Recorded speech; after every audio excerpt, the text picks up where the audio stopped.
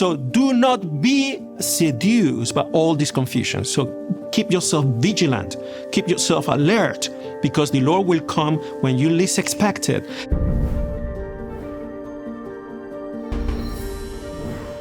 So let us do a little summary about this spirituality or the journey that is presented by the liturgy throughout these 4 Sundays of Advent. So the first Sunday of Advent, we have an apocalyptic vision that is Luke chapter 21. The Lord is speaking and describing the time in which the Son of Man, that means the second coming of the Lord, will come down in a power and glory. But we have to be alert in prayer. In fact, there is an exhortation. Pray and be alert. Don't waste your time in all these temptations, because this day will come really fast. Very important. Second week of Advent. And we have the Gospel of Luke. And this Gospel of Luke, we have the event of John the Baptist. Very important. He's already an adult. He's already living in the desert. And in the desert, he's one of the voices that cry out, prepare the way of the Lord, because the Lord is coming. Okay, that is very important. That is what Advent, Adventus means the arrival of the Lord. Now let us think of what I'm supposed to make straight in my life, what I'm supposed to be according to the will of God, but I need to listen to His voice. I need to listen to the voice. And His voice said, you need to prepare. You need to prepare. We need to change. Now let us go then to the third week of Advent. And that week is the Gaudete. Do you remember what is Gaudete? Rejoice, okay? Rejoice. Because the time is getting closer. The arrival is getting closer. And the gospel continues to be chapter 3 of the Gospel of Luke. And here again is John the Baptist. And people is asking, like we may ask right now, what should I do? So if you have 2 cloaks, just share one. If you have food, share your food. If you're a tax collector and you are stealing, stop stealing. Okay, so it's very concrete. If you are a soldier or a person in power, stop abusing of your power. So very straightforward. John the Baptist, fantastic.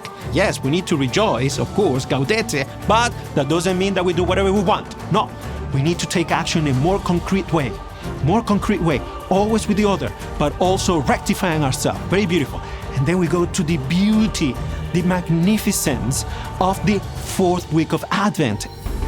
And here we go to see our Mother, the Virgin Mary, as the model to follow, as the first tabernacle, the first missionary, the first one that in haste get out from her house, her comfort zone, in order to assist Elizabeth, who has a certain age, and on the top of that, is pregnant.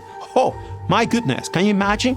And in that moment, in that beautiful encounter, you see the encounter of these 2 ladies who are bearing babies. One, the Son of God, and the other one, a son of actually a miracle that happened.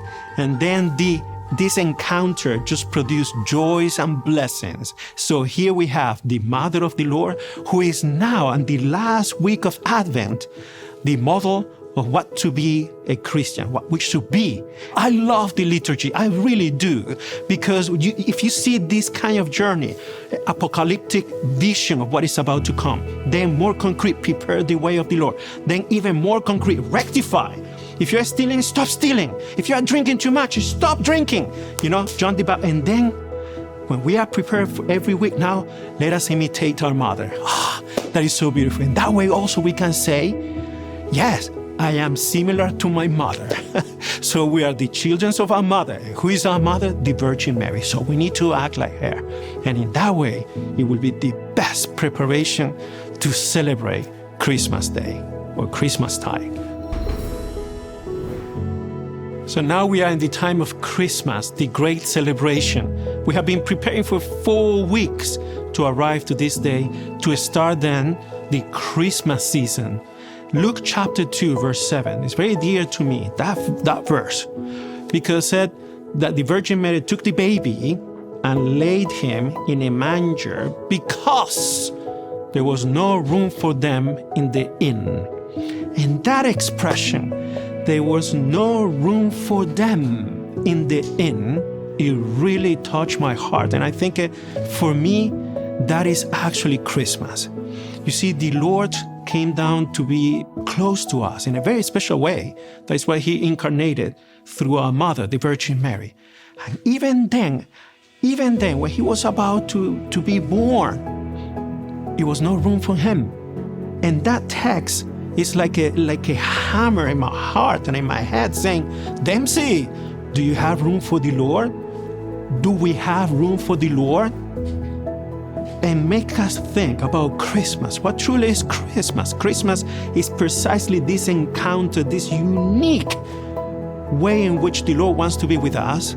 But what about if we don't have room for him? So he has to go in another place with the animals to be laid practically in a manger. Can you imagine? So for me, Christmas is literally a reminder that I need to clean the house.